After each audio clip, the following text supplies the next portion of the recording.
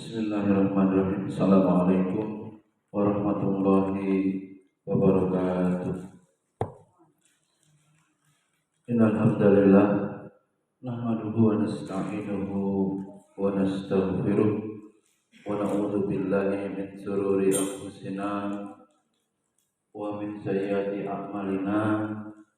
Wa yahdihillahu fala mudilla lahu wa may yudlilhu fala hadiya lahu.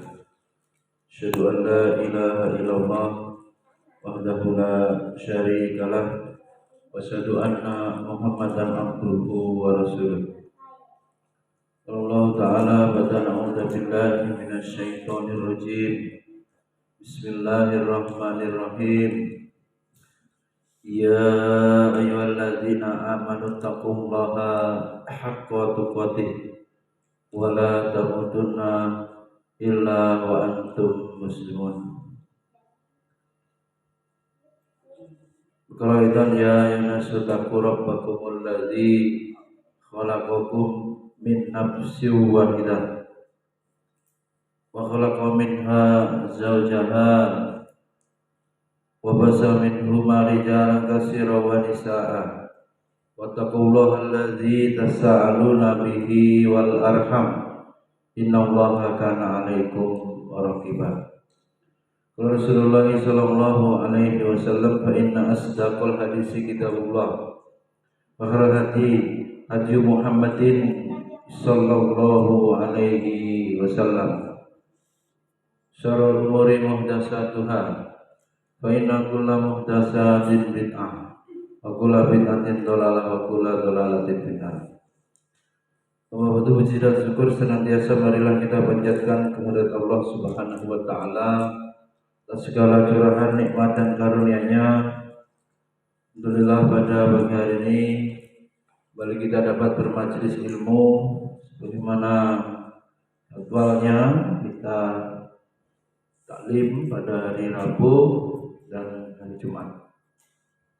Salawat dan salam terus tercurah kepada uswah hasanah kita Nabi Muhammad sallallahu alaihi wasallam, pada keluarga beliau, para sahabat, tabi'in, tabi'ut tabi'in, dan kita semua umatnya yang senantiasa istiqomah mengikuti langkah beliau ila yaumil qiyamah.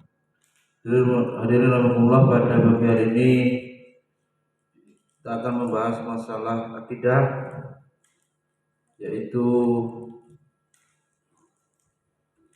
pembahasan takdir, ya, iman kepada takdir. Hadirin rahimakumullah, hidup judulnya memang ujian, dan hidup itu seyogianya tidak sekedar hidupan atau hidup yang tak memiliki nilai, ya, hampa. Hidup bagi seorang muslim itu bernilai ibadah, bernilai perjuangan, dan perjalanan itu atau hidup itu sebuah perjalanan di mana kita mulai perjalanan itu sejak dilahirkan di muka bumi ini, dilahirkan ke dunia ini, kemudian sampai pada akhirnya hidup ini akan menghadap kembali kepada Rabb kita, Allah Subhanahu wa taala. Itu diingat-ingat, ya. Terus kita ucapkan, ya. Kita tanamkan kepada diri kita, kita ingat-ingatkan jiwa kita, hati kita. Berarti kesadaran itu melahirkan sikap hidup yang benar, sikap hidup yang produktif, bahwa menghadap Allah Subhanahu wa taala tujuan akhir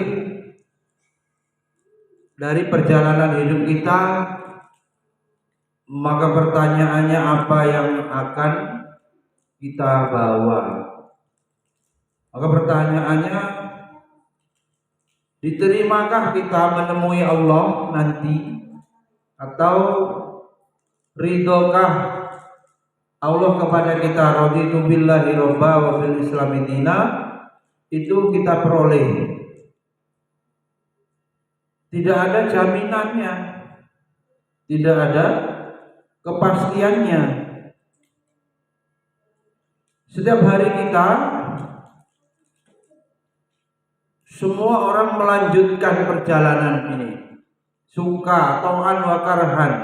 Ayat terpaksa, suka merela, perjalanan hidup ini akan terus berjalan, berlangsung proses menuju kepada kematian sebagai pintu gerbang, ya, alam berikutnya menuju alam akhirat. Itu akan kita alami, suka tidak suka. Dikatakan bahwa setiap hari semua orang melanjutkan perjalanan hidupnya, keluar mempertaruhkan dirinya, ada yang membebaskan dirinya, dan ada pula yang mencelakakannya. Manusia itu ada yang keliru dalam menjalani pilihan-pilihan hidupnya sehingga celaka. Maka kehidupan seorang muslim yang baik, ya, amatlah jauh dari gaya hidup orang-orang kufar, yang gak mutu. Orang beriman memiliki tujuan hidup yang jelas. Ya, Allah malah menetapkan tujuan hidup hamba-hambanya. Di antaranya kita dapati dalam surat At-Tolak ayat 12, Allah berfirman, Allahul ladzi khalaqa sab'a samawati wa minal ardi mislahunna yatanazzalul umuru amru bainahum lita'lamu annallaha ala kulli syai'in qadir wa annallaha qad ahata bi kulli syai'in ilma. Allah Subhanahu wa taala yang menciptakan 7 langit dan seperti itu pula bumi. Perintah Allah berulang kali turun pada keduanya agar kalian mengetahui bahwasanya Allah Maha Kuasa. Ini atas segala sesuatu, dan sesungguhnya ilmunya Allah itu benar-benar meliputi segala sesuatu. Pada ayat ini Allah Ta'ala mengabarkan bahwa Allah menciptakan langit, Allah menciptakan bumi, dan di dalam langit, di atas bumi, di bawah langit itu juga diciptakan seluruh isinya. Antara keduanya Allah kemudian menurunkan perintahnya, baik perintah yang syar'i, yaitu ajaran agama ini, maupun perintah yang kauni qadari, takdirnya yang berlaku mengatur seluruh makhluk dan ciptaannya. Di luar manusia pun Allah memiliki ketetapan takdir kauniyahnya. Lah sungguh semua itu bertujuan, apa tujuannya? Untuk mengenal Allah. Ma'rifatullah tujuannya. Ya, semua yang ada itu pada akhirnya bertujuan untuk mengenal Allah, mengenal sifat Allah, mengenal perbuatan Allah. Nah, inilah tujuan hidup di dunia ini, ma'rifatullah. Kita mengenal Allah. Ya, semua ibadah pada akhirnya bermuara kepada ma'rifatullah. Bagaimana kita bisa mentauhidkan Allah, tauhid rububiyah, tauhid asma wa sifat dengan benar? Maka faedah ma'rifatullah, yaitu tauhid rububiyah, mengisahkan Allah dalam hal penciptaan.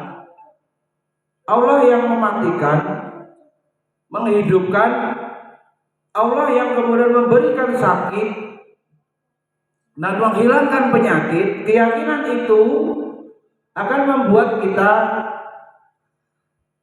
tegar menjalani kehidupan ini karena Allah yang memberikan sakit itu, karena Allah yang memberikan ujian itu. Dan kita tahu, kita kenal Allah, Allah tidak akan mungkin berlaku zalim kepada hamba-hambanya. Dengan keyakinan itu kita siap menerima takdir Allah itu. Bahkan orang beriman disuruh ridho bil qada terhadap ketetapan Allah. Sehingga kemudian tujuan berikutnya kita hidup di dunia ini untuk beribadah kepada Allah. Itulah tauhid uluhiyah atau ubudiyah. Wa ma khalaqtul jinna wal insa illa liya'budun. Seluruh ibadah-ibadah yang ada itu bermuara pada ma'rifatullah. Dan ma'rifatullah juga kemudian melahirkan akhlak yang mulia. Dengan mengilmui, ya, dengan memahami dinullah ini, manusia akan menjadi hamba Allah yang beradab, menjadi hamba Allah yang berakhlak. Terutama tentu akhlak tertinggi atau adab paling tinggi adalah beradab kepada Allah. Baru kemudian beradab kepada Rasul, dan berikutnya beradab kepada makhluk, orang tua, guru, dan seterusnya. Tentu diawali dengan ilmu. Karena itu tidak mungkin, ya, kita mengharapkan misalnya pendidikan santri yang harum, wangi, maknanya kiasan. Mengharapkan santri yang berakhlak mulia, mengharapkan santri yang beradab, ibadahnya sahih, akidahnya lurus tanpa ilmu, suatu hal yang mustahil. Karena itu kita, ya, tidak boleh, ya, meninggalkan majelis ilmu. Apalagi musim libur, tidak ada bagi seorang mukmin itu libur. Libur maknanya apa kalau meninggalkan hal-hal yang baik di waktu tidak libur? Namanya kerugian. Hal-hal sunnah, amaliyah yaumiyah yang biasa dilaksanakan ketika tidak libur ditinggalkan, maknanya kerugian. Tidak ada, ya, rehat itu dikubur, ya. Rehat sesungguhnya bagi orang mukmin ya di akhirat nanti, ya. Bagaimana dia menghadap Allah, sudah tidak ada lagi perintah ibadah, perintah apapun, yang ada hanya nikmat apabila berhasil diterima ibadahnya dan masuk surga. Hadirin Allah, kemudian kita pahami apa itu qada dan qadar, ya, agar hal-hal yang kita terima dalam hidup ini benar sikapnya, tidak keliru yang berakibat fatal dalam menjalani hidup. Qada menurut bahasa memiliki makna atau beberapa makna yang berbeda, ya. Dalam kitab Tauhid jilid 2 ini diterangkan, pertama, qada bermakna hukum. Qada itu bermakna apa? Hukum. Qada yaqdi qadaan, artinya menghukumi, ya.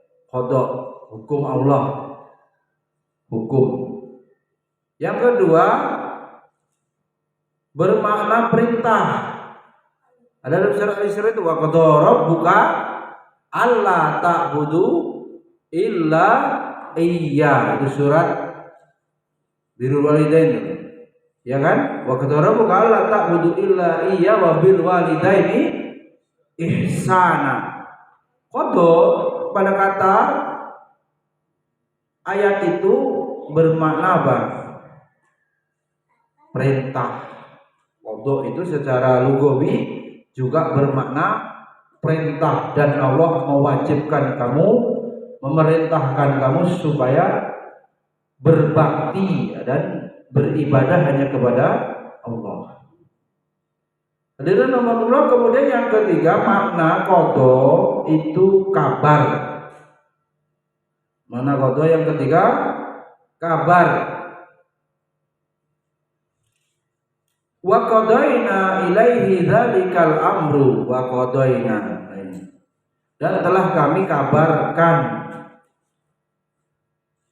ilaihi dzalikal amru anna dabira haula'i maqtu'um musbihin, dan telah kami kabarkan, wahyukan kepada Nabi Lut perkara itu, yaitu bahwa mereka akan ditumpas habis di waktu subuh. Nah, ini berita maknanya. Wa qadaina ini maknanya berita. Tadi hukum pertama, dua bermakna qada itu perintah, dan yang ketiga qada maksudnya bermakna berita, kabar. Itu makna daripada qada. Kemudian makna qadar, dan kita tahu diterangkan qadar itu takdir. Qadar itu takdir yang kita pahami, sering kita ucapkan. Takdir yaitu menentukan atau membatasi ukuran. Qadar dibatasi, diukur atau ukurannya segala sesuatu sebelum terjadinya, dan menulisnya, ini Allah menulisnya di Lauhul Mahfuz. Allah Subhanahu wa taala berfirman, wa qadara fiha aqwataha, dan dia menentukan padanya kadar. Di sini contohnya makanan penghuninya. Wa qadara itu menentukan takaran, bisa jadi ukuran. Dicontohkan surat Al-Fussilat ini diterangkan makanan sebagai contoh. Ada menurut keterangannya bahwa qada itu secara istilah hukum Allah. Qada itu adalah hukum Allah Subhanahu wa taala. Apa itu? Yang Allah sendiri tentukan terhadap alam ini. Suka-suka Allah. Alam semesta ini mau gempa. Alam semesta ini mau apa? Tsunami. Ya, kekeringan, banjir. Suka-suka Allah. Ini kalau makhluk yang sadar dirinya itu hamba, budak, abdul, ya tidak mungkin mau protes gitu ya. Tidak mungkin mau apa? Buruk sangka, protes, tidak terima. Wong dia ini numpang di muka bumi ini. Modalnya dari Allah nyawa, kesehatan. Rizkinya Allah cukupkan. Duh gimana? Kok berani-beraninya protes, ya? Orang kalau punya ilmu itu pasti biadab, pasti. Yang menyebabkan dia bisa benar hidupnya, bisa benar perilakunya, sikapnya, kalau ini berilmu. Hukum Allah, qada sudah ditetapkan, dan itu mutlak kuasa Allah terhadap. Kalau bilang alam semesta ya dengan seluruh isinya, dan isinya itu kita manusia diantaranya yang terkenai daripada qada hukum Allah itu. Dan Allah Subhanahu wa taala jalankan alam ini loh. Allah ini yang mudabbir, Allah yang mengatur. Yudabbirul amra, yang mengatur segala urusan. Ada konsekuensi ya, kemarin singgung konsekuensi itu ya tuntutan apa? Jika maka. Kalau taat akan diberikan apa? Ketenangan misalnya di dunia ini, sakinah. Kalau tunduk, pasrah, tawakal, ya hidupnya terarah, diberi hidayah, diselamatkan.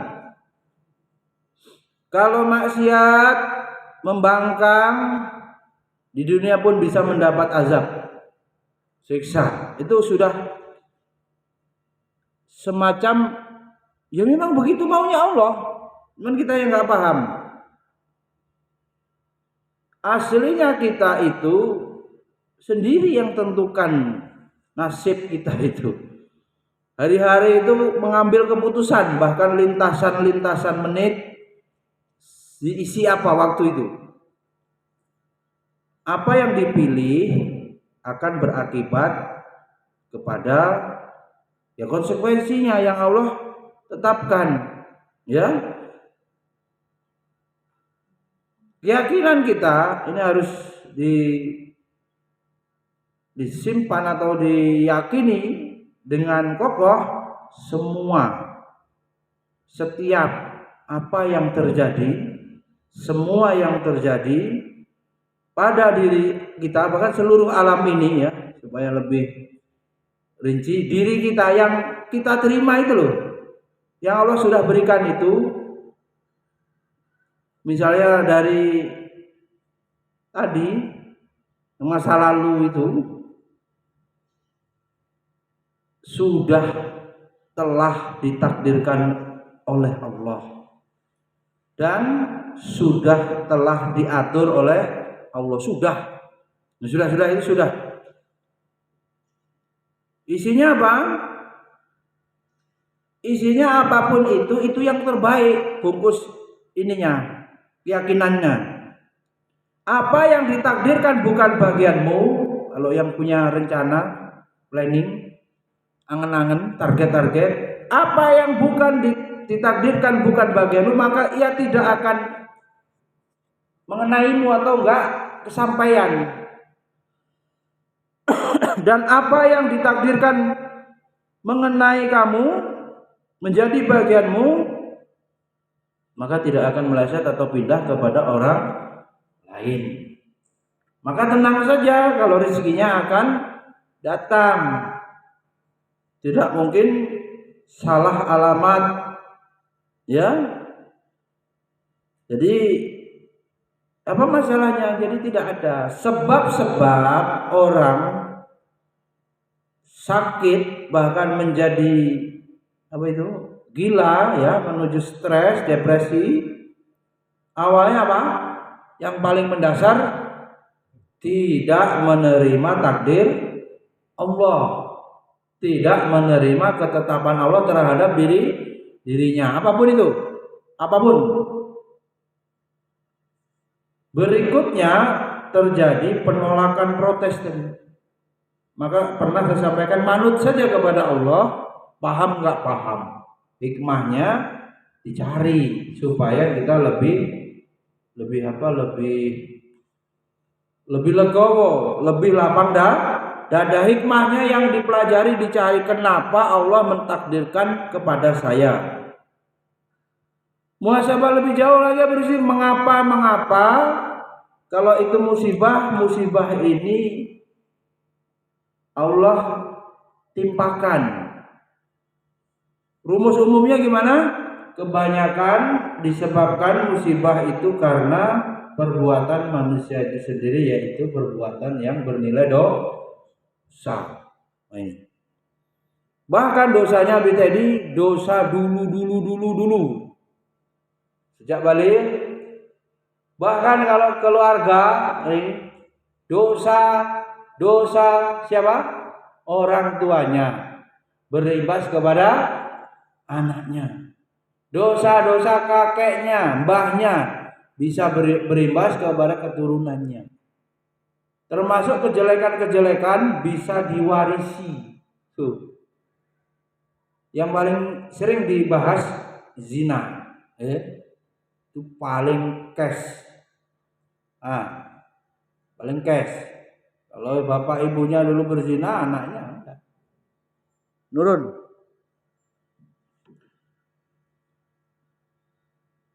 Ada pertanyaan? Jadi seluruh yang ditetapkan Allah, yang terbaik, yang sudah-sudah ini. Nah, cuman manusia itu kan tidak boleh menyandarkan apatis istilahnya apatis itu fatal. nggak punya program, nggak punya rencana yang baik gitu.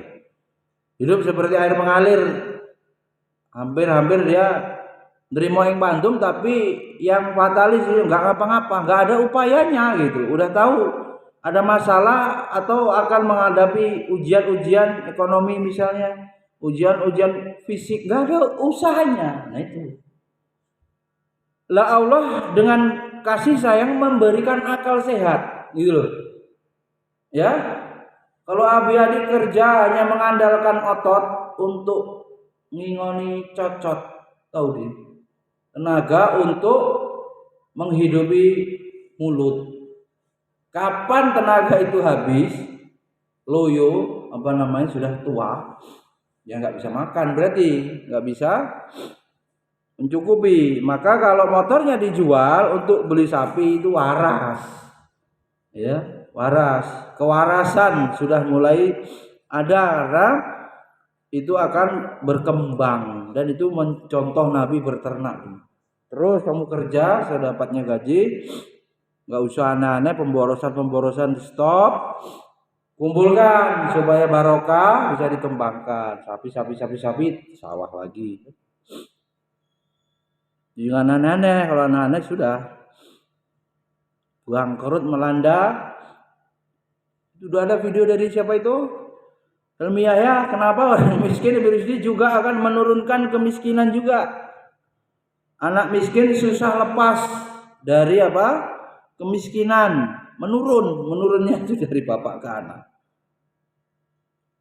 Yang tidak mau memutus mata rantai kemiskinan, yang di dalamnya nanti masalahnya ada ini jadi kebodohan. Dijelaskan di situ.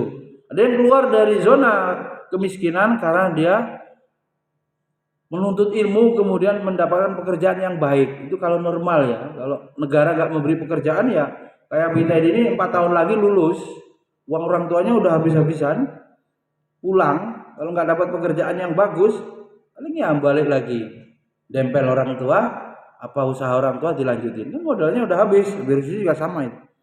Kalau dia nggak keluar dari zona itu dan mandiri, terus kemiskinan itu tidak akan putus, malah banyak. Lah apakah Allah menyuruh miskin kalau dikaitkan dengan takdir, Mbak Ayu? Enggak, Allah menyuruh berinfak, Allah menyuruh berzakat, Allah menyuruh ibadah haji. Enggak mungkin enggak pakai duit. Jadi poinnya adalah ya kita sendiri yang menentukan nasib kita, kehidupan kita ini mau memilih pilihan takdir yang mana dan berlaku sunatullah. Manjada wajada berlaku. Kalau orang bersungguh-sungguh dia akan memperoleh hasil. Kalau orang rajin, bagaimana Pak Khairul Tanjung 18 jam kerja gitu? Bisa begitu. Kita hanya 8 jam aja sudah ngeluh gitu. Orang 18 jam Pak Habibie juga begitu, tidur 4 jam. Tinggal itu kemudian dibagi saja untuk urusan akhirat. Tapi kan produktif, judulnya tidak habis waktunya berlalu begitu saja. Produktif ini kan bisa kita manai luas. Produktif akhiratnya apa? Menghafal. Produktif akhiratnya apa? Tahajud. Ya anak-anak ini bukan ini Bayu kita menyiksa gitu dengan sekolah yang lama gitu. Sampai sore. Sekolah ini menjauhkan, selain mengisi dengan amal-amal kebaikan, menjauhkan dari pengaruh yang tidak baik ketika tidak di sekolah. Ya. Kita mau berpangku tangan memberikan libur sampai 2 bulan setahun. Tidak ada upaya lebih sungguh-sungguh dan kita juga memang pekerjaannya itu. Bukan kita tidak berlibur. Bukan kita kemudian gila kerja. Wong kerja kita maknai ibadah, jadi apa masalahnya gitu? Justru kalau dibalik-balik Din, orang yang tidak kerja, tidak sekolah, ini libur, ini kan pahalanya nggak sama dengan yang belajar. Dan itu kan tidak ada libur-libur dalam syariat itu. Gak ada tanggal merah di kalender agama, itu semua ibadah terus. Kita bersenang-senang kapan? Hari raya. Kita bersenang-senang kapan? Sudah ditetapkan. Harusnya hari tasrik itu pesta pora itu. Nggak hanya satu hari raya Idul Adha nyembelihnya, tapi hari tasriknya juga. Semua hari raya besar itu kan besar betul. Itu liburnya cuma sehari, paling 2 hari kan aneh. Harusnya lama, sulit ya.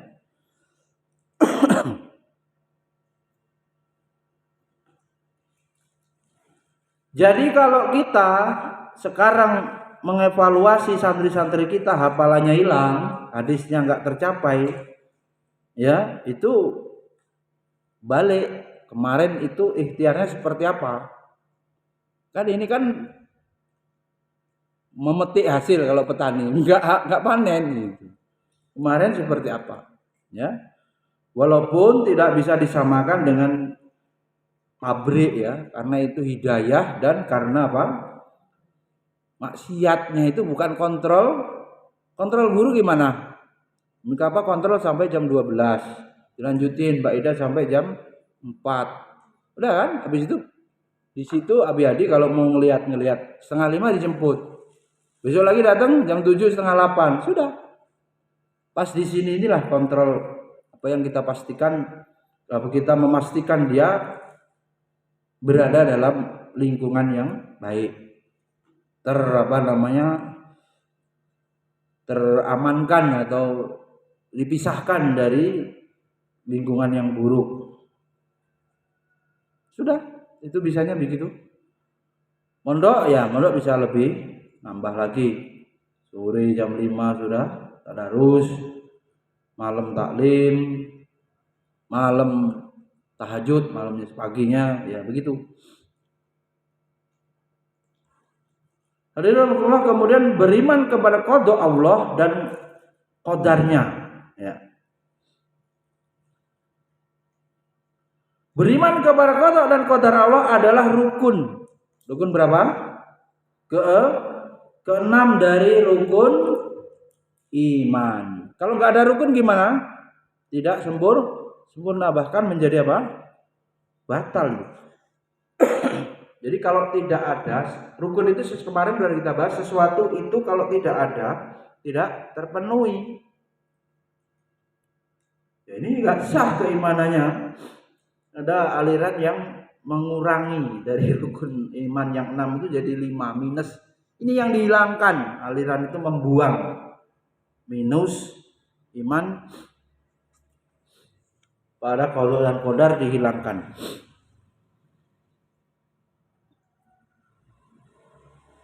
Ini kita dapati dari hadis Jibril ya, hadis Jibril, di mana malaikat Jibril datang di majelis Rasulullah dan ditanyakan itu, mal iman, kau beriman kepada Allah, para malaikat, kitab-kitabnya hari akhir, dan engkau beriman kepada qada dan qadarnya yang baik. Nah ini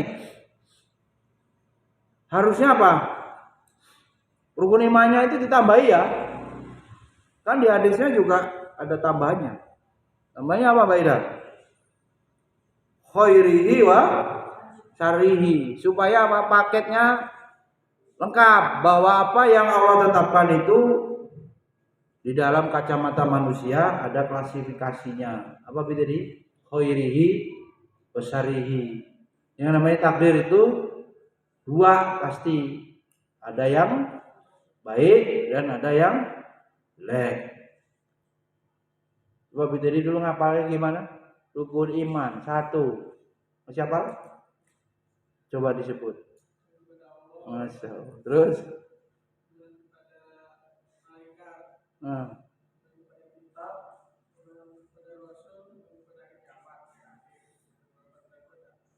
Masih salah lagi ya. Disuruh nambahin kok. Apa tambahnya? Baik kan? Karena lagu-lagunya ya dari TK dulu dari TPA lagu-lagunya nggak ada baik dan buruk. Jadi orang itu gambarannya itu maunya apa? Yang enak terus, yang sehat terus, mau mau hidup, mau sakit juga, mau apa? Kaya, mau sempit juga, lapang sempit. Itu gimana Adisya? Ingat 5 perkara itu? Ya begitulah. Ya, habis jadi mau muda terus, ya, mungkin mau tua juga, mau apa skincarean terus, sama atau tetap keriput juga, itu namanya kauniah nanti. Guru akidah mana semang? Kemarin pas buat jadwal tuh, mana semang ini mau jadi guru apa?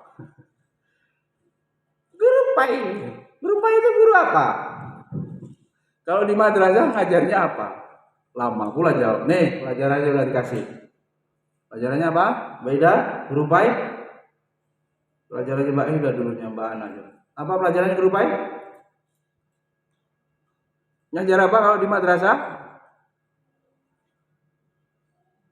Akidah, terus fikih, terus Quran, hadis, satu lagi. Yang kuliah apa satu lagi? Siro kalau kita, kalau negara SKI. Dan itu Saburi udah kritik gitu. Kita bukan belajar budayanya, kita belajar mencontoh nabinya langsung dan sahabat. Bagaimana bisa unggul. Ya produknya nanti budaya akan kebaca. Jadi kalau budayanya aja nanti yang dilihat ini bangunan kebanyakan ya. Apa ini peninggalan-peninggalan. Kita rubah, kita nggak mau pakai siroh SKI tapi siroh Nabawi. Dan itu nggak akan selesai itu bahkan cuma sampai ini pun SMP pun nggak akan selesai kitab siroh. Belum kitab Sama'il Muhammadiyah lah. Jadi kalau tahu ibaratnya orang buat kue itu, ini koki ini guru ini, kurangnya banyak betul. Kurangnya banyak, betul bukan kita nggak terima, kurangnya banyak, betul. Maka adab terhadap ilmu juga memilih prioritas, ya, memilih yang paling penting. Habib Rusdi kelas 4 nanti nulisnya sudah bagus belum? Habib Rusdi pegang nih raja nulis, ya, anak kelas berapa dulu tulisan anak sudah bagus? Sebenarnya kelas 4, selesai di kelas 1, 2, 3. Itu pembagian ya harusnya. Tapi pening lagi berarti ya. Kalau baru masuk SMP, dulunya nggak sekolah hijab, ya pasti tulisannya belum ada yang pantas, PR lagi. Kelas SMP itu nanti Mbak Ana urusin nulis juga. Setengah jam untuk ngawanin ini Mbak Ana, taruh juga itu. Mbak Ana tahfiz sore kan gimana itu Mbak Ana? Sampai ada gak jadwal dari pagi sampai sore full? Ujung-ujungnya nanti sakit. Dari jam 8, setengah 8 lah udah berangkat sampai setengah 6. Ada yang full gak itu Mbak Ana? Mbak Ayu tepar dari ujungnya. Kuat ya Mbak Ayu? Kuat gak itu dari setengah 8 sampai setengah 6?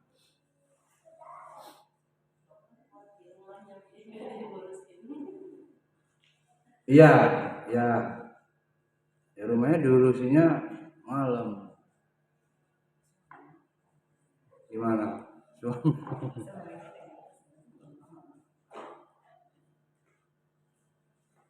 Kan itu aja kayak Mbak Ayu ketika Mbak Ida jam 14.30 pindah ke Mbak Ayu, dilihat dulu kayak apa itu. Tapi kan kadang-kadang pernah ya pulang asar itu. Pernah kan? Ini ternyata Jumatnya ada berita benar apa enggak itu apa? Halakoh gitu. Kaget saya ini. Dan tutup taklim ini, enggak perlu lagi. Udah terima beres, gurunya sudah, ilmunya udah lebih. Jadi kalau manggil taruh langsung taruhnya nurut, kayak kena hipnotis. Nah, udah begitu mantep. Ya Berisdi, gak ada lagi yang ribut ya Berisdi. Gak ada perlawanan dari Zaid gitu kan. Berisdi lama-lama, Zaid ini melawan terus. Itu udah otomatis Berisdi kalau anaknya punya sekolah suka begitu. Mereka nggak saya tanya dari kemarin sore, nggak saya tanya apapun, terserah mau hidup apa. Sudah mau tasbih, masih rewel. Nggak saya tanya itu si Ahmad sama mana Zaid. Main kartu terus. Blak terus sudah. Pokoknya perutnya mules, tangannya bisa enteng. Bonyok, tapi ya besok masih gitu lagi, bingung jadi. Ulang, Mbak Najmah, rukun iman yang benar. Kasih hadiah apa? Abi Rusdi. Beng kasih di. Mbak sana, cukup. Tadi kita hitung, ambil 15-an apa. Rukun iman yang lengkap. Guru Pai.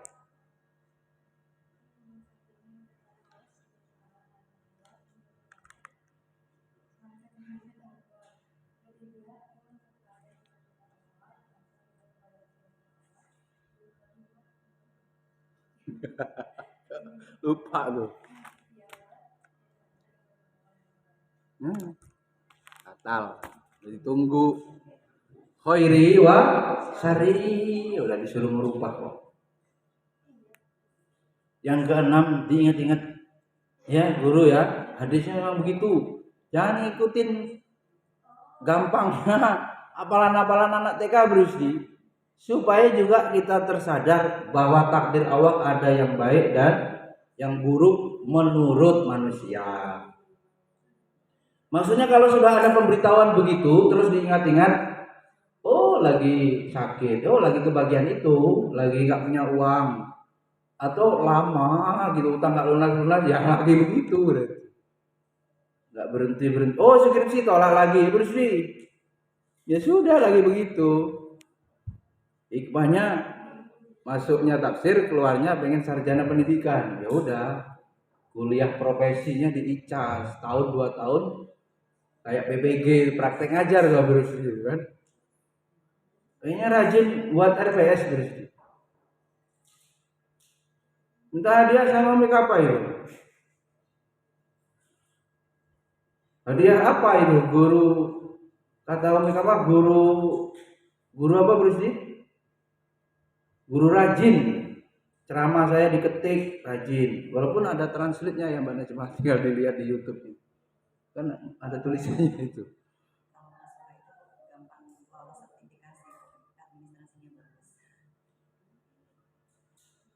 Iya tapi selesai. Kita tidak gadaikannya dengan apa Mbak Ayu. Ini kan saya tegas ini, saya nggak mau lah diminta lagi ijazah asli. Walaupun tidak sertifikasi disuruh BKD, beban kerja dosen. Yang itunya kalau saya begini, suruh moto, suruh ngabsen, suruh laporin. Bukan hanya mengajar loh Mbak Ayu. Pengabdian, berdakwah itu disuruh apa? Disuruh buat laporan telah khutbah Jumat, telah yang nggak ada sebanding-bandingnya gaji sertifikasi 3 juta atau berapa dengan pahala di sisi Allah. Ya terserah orangnya mampu menjaga keikhlasannya apa enggak. Kan kita si malakama rasanya ini kita tulis supaya kita dapat uang. Setelah kita ngisi taklim dilaporin supaya dapat uang.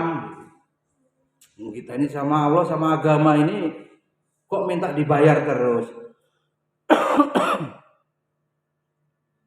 Allah udah kasih semuanya kok menjadi pegawainya Allah.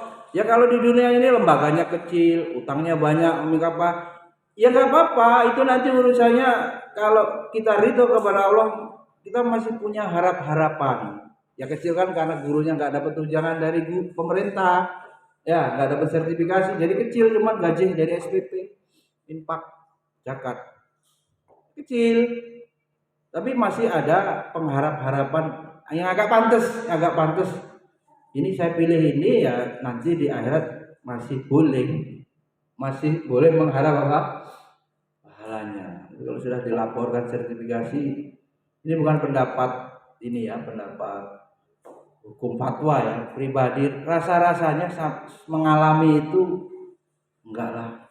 Mengalami itu semuanya harus dilaporkan gitu, enggak. Entah kalau yang bukan guru agama, kayak saya kan dosen agama, laporannya isinya ceramah, laporannya khotbah, berdakwah, mengabdi di masyarakat, memberikan penyuluhan agama atau dakwah apa, laporin. Gitu terus. Wong selama ini sudah hidup tanpa itu hidup nggak hidup.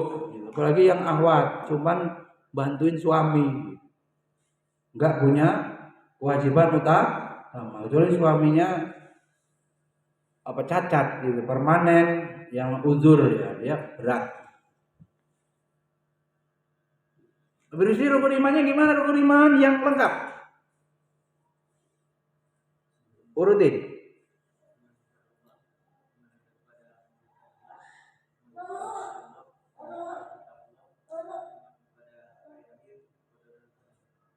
Sama juga dari tadi.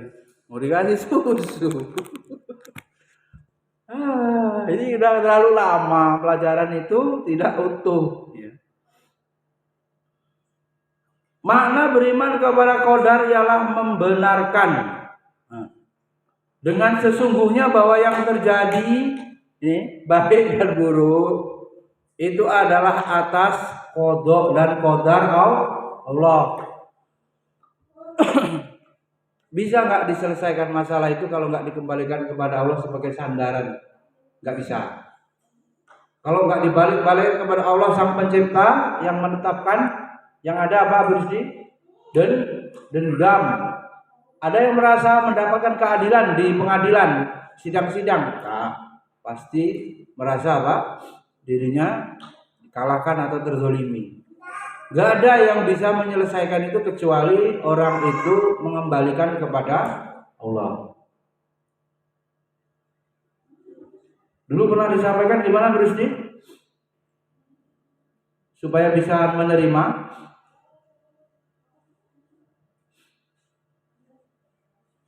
Seorang anak berhutang apa kepada kedua orang tuanya? Semuanya ya. Sampai dia menikah pun orang tua masih membantu, apalagi kalau yang mampu. Sekali-kali tidak diketahuinya bapaknya itu mukul anaknya itu. Gimana itu? Mau dicari nggak yang mukul itu?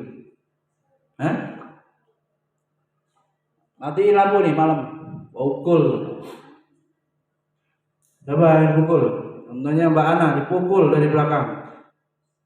Dipukul virus dia apa BTD kira-kira? Mbak Ana akhirnya apa? Mencari ya, cari. Siapa berani mukul saya? Greget gitu ya. Kalau ketemu mau diapain Mbak Ana? Balas. Apa yang terjadi kalau itu ternyata yang memukul bapaknya Mbak Ana sendiri? Bapakmu gimana? Maafnya gampang atau sulit? Gampang, karena terlalu banyak. Itu juga kaidah kalau orang itu bermuamalah, interaksi, mungkin guru dengan kepala sekolah, guru dengan guru atau dengan siapapun. Orang itu kalau masih banyak baiknya dari jeleknya, kesalahannya, ini kebijakannya sekali kebijakan kepala sekolah Ica menzolimi, tapi bisa jadi 9 kebijakan yang lain dia cocok.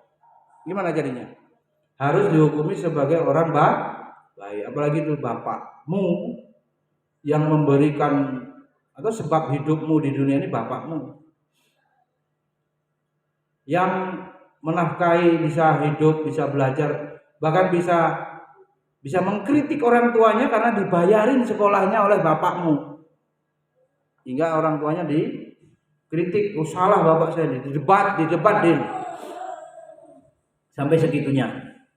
Ya. Maka karena kebaikan orang tua itu sangat banyak, maka lunaklah, lembutlah harusnya orang beriman itu sahel. Karakter apa? Mudah, sahlan. Sahlan gimana bahasa artinya? Orangnya itu nggak cugetan, nggak kaku, nggak rewel, nggak angel gitu. Nggak angel lu gimana virus di? Ya sahal, gampang gitu, lunak. Kalaupun marah ya mungkin sebentar, nggak awet gitu. Maka seperti itu pula orang-orang yang diberi sakit oleh Allah, takdir buruk telah Allah berikan, dia harus mengingat kebaikan-kebaikan Allah sepanjang hidupnya. Sakit setahun 365 apa? 60 berapa? Sakitnya seminggu. Harus diingat bagaimana? Sehat 358 hari, sakitnya 7 hari. Jangan sakit 7 hari itu kemudian melupakan nikmat 358 hari. Paham tadi? Dipukul tadi ibaratnya sakit atau ya tadi takdir yang buruk. Katanya mesti imbang dunia akhirat. Berarti 50-50. Enggak. Kuat. Sakitnya apa? Separuh. Sehatnya separuh. Karena kita suka katanya dunia akhirat seimbang, balance 50-50. Ya enggak pernah 50-50. Tetap akhiratnya sedikit. Omongannya aja. Padahal itu salah. Semua tujuan utamanya adalah akhirat. Dunianya yang mengikuti. Ya biar ini. Kemarin ketemu siapa itu? Yang ada di grup dulu. Masih di Jalan ya? Dari Jogja ya. Kuliah Dharma Jaya IT itu, pinter desain. TU. Ya penting lah umur udah 30 tahun. Iya kan? Gajinya enggak besar. Mau S2 enggak cukup. Mau pulang kampung. WA minta nasihat. Pulang kampungnya Jogja. Sudah istikharah dulu, kebaikan pertama kebaikan akhirat, yang kedua kebaikan dunia. Itu kurang. Urut-urutannya. Baik. Ma asaba min musibatin fil ardi wala fi anfusikum illa fi kitab. Min qabli an nabra'aha inna dzalika 'ala Allahi yasir likai la ta'sau 'ala ma fatakum wala tafrahu bima atakum wallahu la yuhibbu kulla mukhtalin fahur. Al-Hadid. Tiada suatu bencana pun yang menimpa di bumi dan tidak pula pada dirimu sendiri melainkan telah tertulis di mana? Di kitab An-Nabra'ah, itu di Lauhul Mahfuz, sebelum Allah menciptakan. Sesungguhnya yang demikian itu adalah mudah bagi Allah. Kami jelaskan yang demikian itu supaya kamu jangan berduka cita. Nih, kalau ada yang luput dari kita, target tidak tercapai, angen-angen nggak jadi kenyataan, supaya tidak berduka cita, bersedih hati. Psikologi Islam sering diulang-ulang, wala khaufun alaihim wala hum yahzanun la tahzan innallaha ma'ana.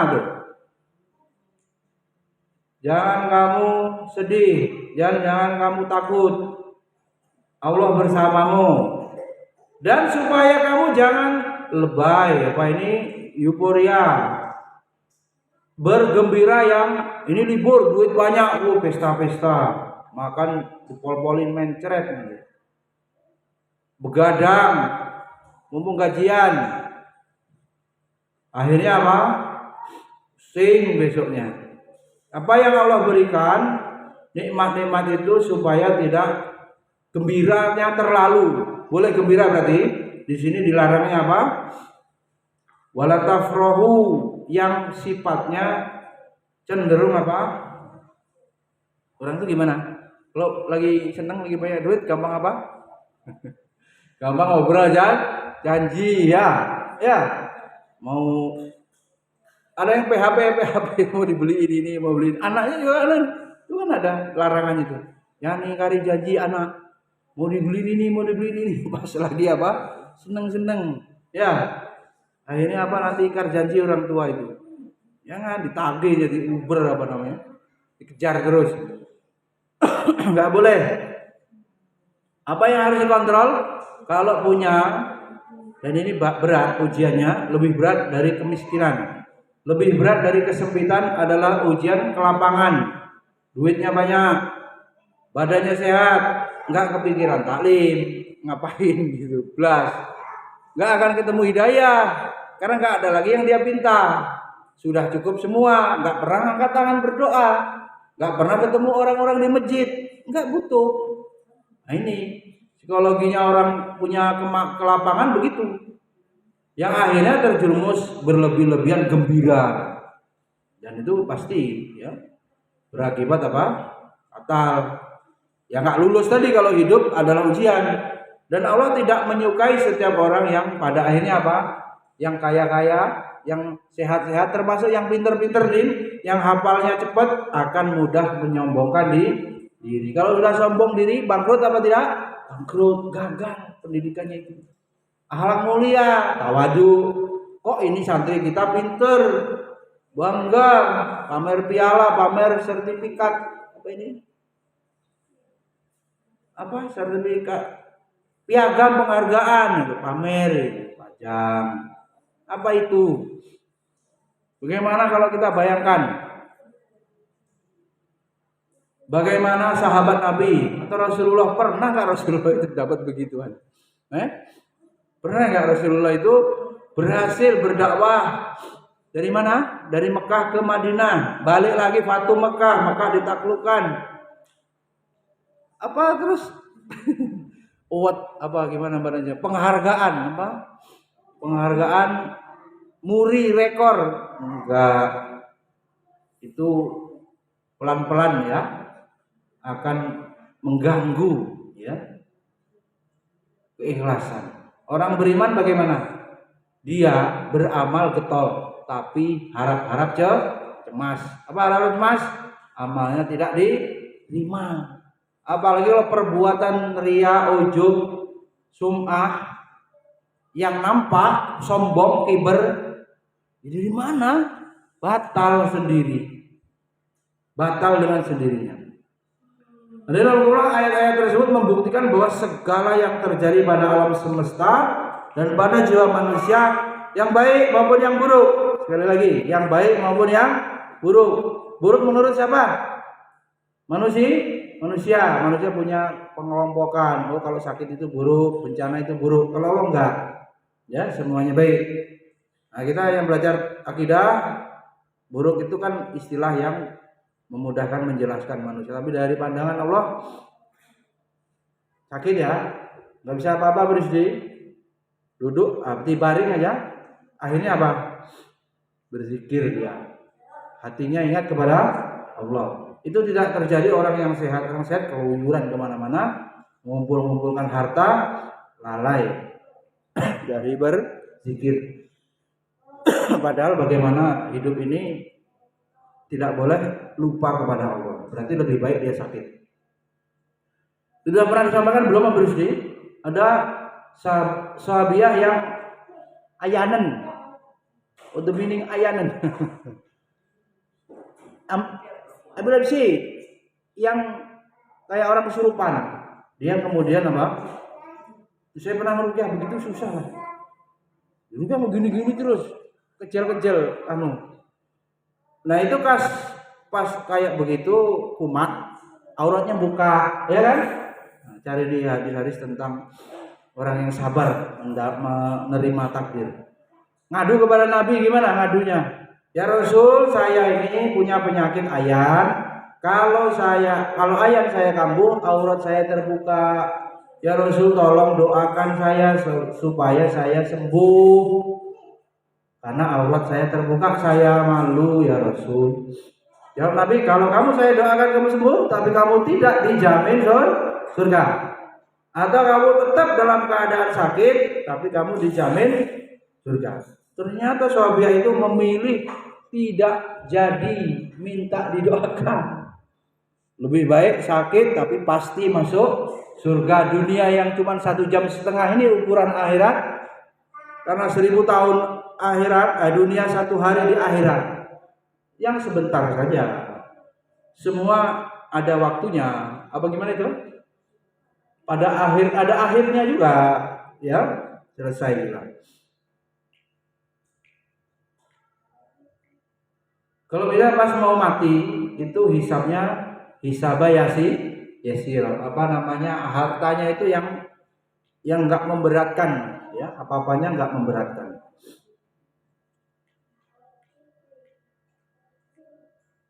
Tahu orang yang paling bahagia dan yang sukses sesungguhnya, yang sudah tidak punya keinginan apa-apa selain ridho Allah. Bisa nggak begitu? Pengen rumah, pengen apa? Pengen anak, Mbak Ayu ya. Masa orang nggak boleh punya anak? Ya kalau nggak kasih, sudah punya anak nakal, bingung pula di sekolah ini Ica nggak mau gimana? Hah? Nakal rupanya. Sekolah lain nggak mau Mbak Ayu. Jangan begitu Mbak Ayu. Makanya belum dikasih anak. Anak-anak perlu kasih sayang. Seorang guru yang merindukan anak kandung. Berapa tahun dulu Ustaz Mukmin? 2017 sampai 2022. 2021. 2 tahun, 5 tahun nih mendidik anak, kan kasih sayangnya maksimal. Sampai sekarang belum punya anak. Jangan-jangan itu supaya apa? Memberikan tambalan kasih sayang dari wali-wali yang sekolah di sini, yang walinya sibuk nonton penampilan anaknya nggak cukup lagi, apalagi kok datang sulit. Udah yang ada sejalannya aja begitu, hingga bisa memberikan perhatian kepada anak-anak orang lain. Ini kalau Abu Rizky pengen magang jadi mudir kan, jadi bapaknya anak-anak pondok, sanggup gendong lah segala macem.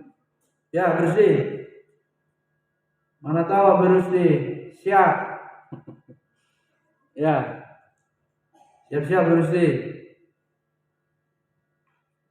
Boleh aja kalau Abu Rizky ngomong kamarnya belum dirubah lagi dia, untuk nikah. Jadi Abi Adi juga sedih kalau dikurung di sana kan, udah lompat pagar ya. Ngomong aja lo, ada tamu, ya bisa di ruang tamu, jangan lompat pagar. Bingung. Dibuka aja gerbangnya, ada tamu gitu. Selesai. Tamunya bisanya malam, kalau siang Abi Adinya kerja. Jangan lompat pagar. Dikurung, pusing. Kalau di sini saya yang pusing, minta apa? Motornya keliling-keliling. Aduh. Ditanya tetap paman saya, ditanya, Adi bagaimana di sana? Paman saya nelpon saya, gimana itu? Panjang urusan dia. Masih jumping motor gitu. Ada videonya ini, waduh. Gimana dunia? Suruh jadi kiai malah jadi begini. Masih punya keinginan apa-apa selain ridha Allah? Harus ikut taklim Abu Rizky itu, pensucian jiwa. Ya. Gimana Rizky? Malam apa? Mulai besok kan sudah mulai. Malam apa itu? Minggu depan. Hah? Malam Selasa ya? Mulai. Tuh. Boleh. Bisa. Nanti yang Mbak yang kos nantinya mau taklim, bisa. Akhwatnya ada, ya, Mbak Ida tuh. Kalau Rizky mau nikah, kita pasang taruh di sini. Saya ngajarkan karena kamarnya milikin mumpung belum dibongkarin tuh, kan capek nyusunnya. Ngaturnya jadi kamar keluarga gimana. Untung itu belum saya tutup sebelah sini tuh, hampir saya tutup biar nggak bisa lewat. Habis lupa. Abi nggak bisa, masih bawah umur kan 21 tahun. Antum nggak tahu syarat nikah, 21 tahun. Kalau enggak dia harus banding ke pengadilan agama. Apa namanya? Ajukan rekomendasi.